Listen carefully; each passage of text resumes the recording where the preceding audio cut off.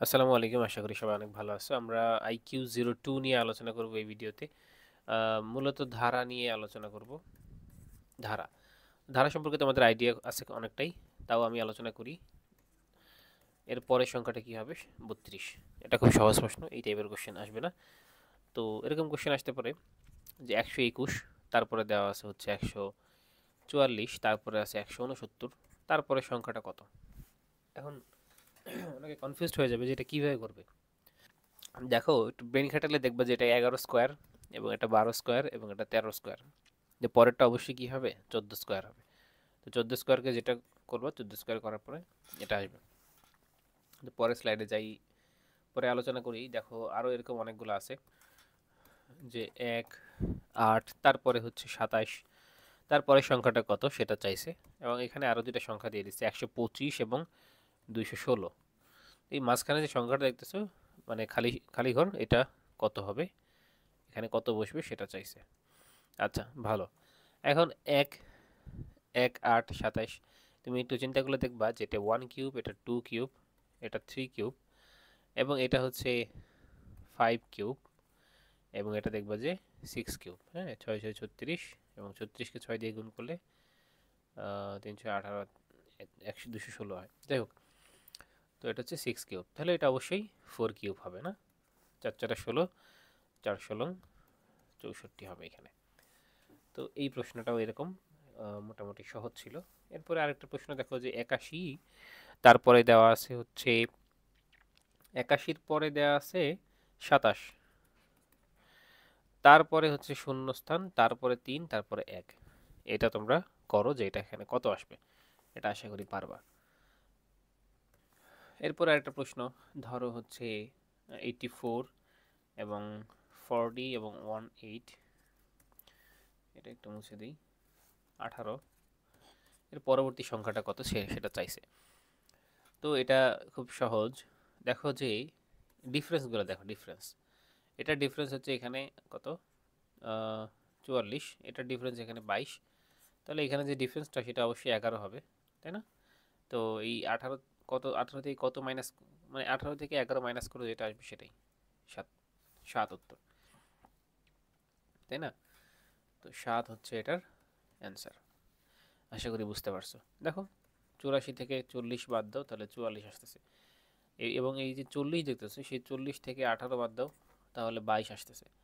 এই 40 থেকে 18 থেকে 7 বাদ দাও, তাহলে 11 আসতেছে। এইভাবে হচ্ছে চিন্তা করতে হয়। আচ্ছা, পরে আমরা হচ্ছে আরেকটা নতুন প্রশ্ন দেখি। আরেকটা প্রশ্ন দেখো, যে এ জেড এবং এরপরে দিছে হচ্ছে সি এক্স, তারপরে দিচ্ছে এফ ইউ, এর পরবর্তী যেই অক্ষরদ্বয় কি হবে?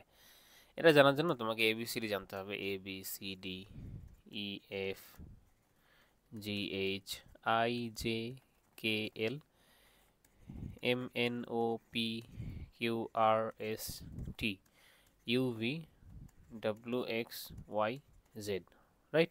তাহলে এরপরে বি বাদ দিয়ে হয়েছে সি, এরপরে বি বাদ দিয়ে হয়েছে সি, সি এর পরে আসছে এফ। তো এখানে একটা অক্ষর গ্যাপ দিয়ে হয়েছে সি, এখানে দুইটা অক্ষর গ্যাপ দিয়ে হয়েছে এফ, তার মানে এই তিনটা অক্ষর গ্যাপ দিয়ে পরে অক্ষরটা হবে জে, তাহলে এটা হবে জে প্রথমে। আর লাস্টের দিক দিয়ে চিন্তা করো যে জেড এর পরে এক্স হয়েছে, জেড এর পরে হয়েছে এক্স, একটা অক্ষর বাদ দিয়ে এক্স হয়েছে, এবং এক্স এর পরে দুইটা অক্ষর বাদ দিয়ে গেছে ইউ হয়েছে। দেখছো, এক্স এর পরে আসছে ইউ। তো এই ইউ এর পরে তিনটা অক্ষর বাদ দিবা, বাদ দিয়ে কিউ আনবা। তো উত্তর হচ্ছে জে কিউ। বুঝতে পারছো? উত্তর হচ্ছে জে কিউ। পরের স্লাইডে চলে যাই। যদি না বুঝতে পারো তাহলে আবার একটু টেনে নাও, আগে টেনে নিয়ে বুঝে নাও, ঠিক আছে? আমি রিপিট করতেছি না, কারণ আমি সংক্ষেপে শেষ করতে চাচ্ছি ক্লাসটা। আরেকটা প্রশ্ন দেখো, যে 1, 9, 25, 49, তারপরে হচ্ছে আছে কি, তারপরে দিছে হচ্ছে 81, পরবর্তী সংখ্যাটা কত? তো এটা এক এক 1 কিউব, এটা হচ্ছে 3 কিউব, সরি 3 স্কোয়ার, এটা স্কোয়ার হবে, এটাও স্কোয়ার। তো এটা হচ্ছে 5 স্কোয়ার, এটা হচ্ছে 7 স্কোয়ার, এটা হচ্ছে 9 স্কোয়ার। তো পরেরটা অবশ্যই 11 স্কোয়ার হবে, 121। তো এটা খুব সহজ ছিল। আমরা দেখি পরে আর কি কোশ্চেন অ্যান্সার করা যায়। আমরা এখন সমান্তর ধারাটা একটু দেখে ফেলি, সমান্তর ধারা থেকে কোশ্চেন আসতে পারে। তো সমান্তর ধারার যে প্রথম পদ, মানে একটা জিনিস মনে রাখতে হবে, যখন যে 5, 10, 15 plus 20 plus dot dot dot dot এইরকম থাকলে, হ্যাঁ, এইটাকে বলা হয় সমান্তর ধারা। একই জিনিস বাড়তেছে, পাস করে বাড়তেছে, এরকম ধারা থাকলে এটার প্রথম পদকে এ দ্বারা প্রকাশ করা হয়। ঠিক আছে, এ দ্বারা প্রকাশ করা হয় প্রথম পদকে। এবং এটা সাধারণ অন্তর যেটা, মানে মাইনাস, দেখো 10 থেকে তুমি যদি 5 মাইনাস করো তাহলে 5 আসতেছে। ওই সাধারণ অন্তরকে ডি ডি দ্বারা প্রকাশ করে, ডি এখানে 5 এবং এ এখানে 5, যে প্রথম 5। এবং আর এর মান হচ্ছে কি, আর তো আর তম পদ যেটা, আর তম পদ, এই আর তম পদকে প্রকাশ করা হয় a plus n minus one into D দিয়ে। হ্যাঁ, আর তম পদ। তোমাকে যদি বলে যে ভাই উপরে যে ধারাটা দেয়া আছে এটার 15তম পদ কত, তুমি কি যোগ করে করে বের করবা? বের করার দরকার নাই, তুমি হচ্ছে 15তম পদ এখান থেকে বের করতে পারবা। 5 প্লাস 15 n এর মান মাইনাস ওয়ান ইন্টু ডি। হ্যাঁ, এটা ক্যালকুলেশন করলে 15তম পদের ভ্যালু বের হয়ে যাবে।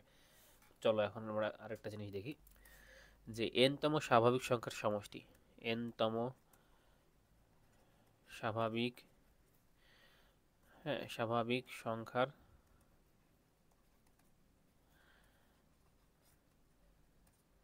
সমষ্টি s সমান সমান হচ্ছে, এটা এই সূত্রটা তোমাকে জানতে হবে যে n তম n সংখ্যক, আচ্ছা n তম স্বাভাবিক সংখ্যা একটা, আর n সংখ্যক সমান্তর ধারার n সংখ্যক পদের সমষ্টি একটা। তো এমনিতে n তম স্বাভাবিক সংখ্যার সমষ্টি হচ্ছে n into n plus one by two. ঠিক আছে, এবং n তম স্বাভাবিক সংখ্যার যদি বর্গের সমষ্টি বের করতে চাও তাহলে সেটা একটু ভিন্ন হয়ে যাবে, সেটা কিন্তু এখানে জায়গা নেবে না, একটু মুছে দেই। বর্গের যে সমষ্টি সেটা হবে s সমান সমান হচ্ছে n into n plus one n plus two divide by 6, এটা মনে রাখবা। এবং n তম স্বাভাবিক সংখ্যার যে ঘনের সমষ্টি, ঘনের সমষ্টি s সমান সমান n into n plus one by two whole square. বুঝতে পারছো? এই সূত্রগুলো মনে রাখবা, আমি ম্যাথ দেখাবো তাহলে আরও ক্লিয়ার হবে। আরেকটা হচ্ছে যে সমান্তর ধারা যেটা দেখলাম, এই সমান্তর ধারার n সংখ্যক পদের সমষ্টি যদি বের করি, n সংখ্যক পদের সমষ্টি s সমান সমান হচ্ছে n by two into 2a plus n minus one into D. হ্যাঁ, এই সূত্রটা দিয়ে হবে। আচ্ছা, তো এটা হচ্ছে সূত্র। আমরা এখন একটা ম্যাথও দেখে ফেলি তাহলে ক্লিয়ার হবে। যেমন ধরো যে আমরা অন্য একটা স্লাইডে যাই, 5, 9, 13, 17, এই যে সিরিজটা, এটা 17তম পদ চাইছে। 17, আচ্ছা 17টি প্রথম, এটা হচ্ছে প্রথম 17টি পদের যোগফল কত, ওই সূত্র দিয়ে করব। আমরা হচ্ছে জানি যে s সমান সমান n by two into 2a plus n minus one into D, এটা জানি না।